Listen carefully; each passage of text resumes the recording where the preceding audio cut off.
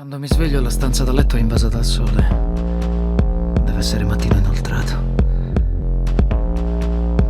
Dalla strada proviene un vociare insistito intervallato da tonfi sordi. Infilo i pantaloni e scendo le scale a piedi nudi. Angela è in cucina. Le mani avvinghiate all'isola di marmo, i tendini del collo tesi. È ancora in vestaglia. Le voci provenienti dalla strada si alzano, sempre più ossessive. Cos'è quella faccia? Che succede là sotto? Faccio un passo verso la finestra, ma Angela mi corre incontro e mi schiaccia la mano fredda contro la bocca, poi scuote la testa. La afferro per le braccia un po' più forte di quanto vorrei, le chiedo di nuovo cosa le ha preso. Lei si divincola e mi porge un biglietto strappato dalla pagina della sua agenda. No? Cosa significa? La mia domanda cade nel vuoto. Angela inizia a marciare intorno al tavolo, le dita flesse. Sono sempre state così nodose. In balia di una misteriosa lotta interiore, afferra una scatola di Kellogg's dall'isola, me la agita davanti al volto. Genitali, genitali, solo genitali, genitali!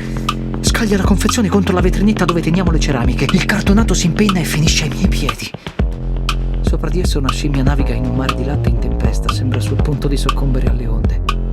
Allungo una mano verso mia moglie, la invito ad avvicinarsi, ma lei tiene gli occhi rivolti alla scatola di Kellogg's, mentre parole senza senso continuano a scivolarle dalle labbra. Angela, guardami! Cereali? Vuoi dire cereali? Si illumina, ma tutto ciò che le esce dalla gola è un gemito impotente. Indietreggia verso il salotto, le sue dita trascinano le guance verso il basso, scoprono l'interno delle palpebre. In strada esplode un boato. Mi affaccio alla finestra e vedo un tizio in doppio petto e una donna obesa che ballano sulle strisce pedonali. Si gridano in faccia qualcosa di incomprensibile, tirandosi per i vestiti con gesti isterici. Sul marciapiede opposto una piccola folla si è stretta attorno a un ragazzino. Decine di mani si allungano verso il suo volto mentre lui si inginocchia per proteggersi. Un gruppo di uomini e donne dall'aria stralunata cammina in mezzo al traffico bloccato. Le loro labbra si muovono senza sosta. Mi volto verso Angela, ma il salotto è vuoto e la porta d'ingresso socchiusa. La infilo chiamando il suo nome. Mi affaccio sulla tromba delle scale. Mia moglie ha quasi raggiunto il piano terra, 3 rampe più in basso, e esce in strada che sta ancora blaterando. Scendo le scale più veloce che posso. Giunto all'aperto, le mie narici sono investite da un profumo dolciastro che si mischia ai gas di scarico. La donna obesa che ho visto dalla finestra stringe l'uomo di fronte a sé come a volerlo sollevare da terra.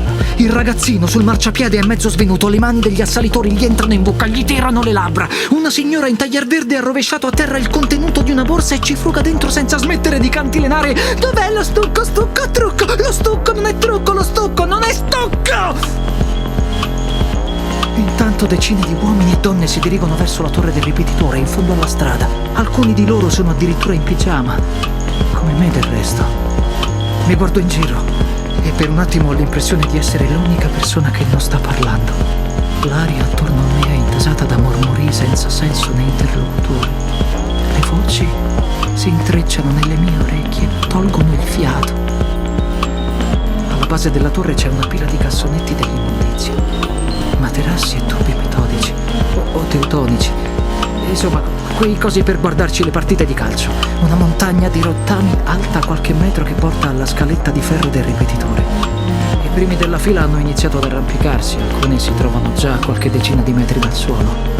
Mi sembra di scorgere la bersaglia di Angela tra la folla, ma non è una bersaglia, è una vestaglia. Vestaglia è il nome. Bisogna stare attenti con le parole, c'è da perderci la cerveza, la cabeza del cazzo.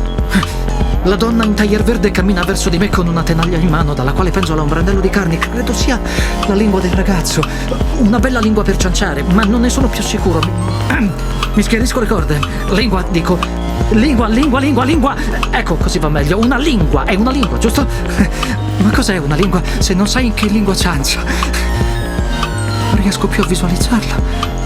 Riprovo a dirlo, ma fallisco la bersaglia. Quel che esce è un suono alieno, un virus che mi rimbalza in testa e mangia i pensieri. E seguo la vestaglia, sì, la vestaglia di Angela verso la torre. Il ripetitore mi chiama e mi tornano in mente le lingue in infanzia, piccole lingue genitali che affogano con le scimmie da latte. Lingue aliene, lingue.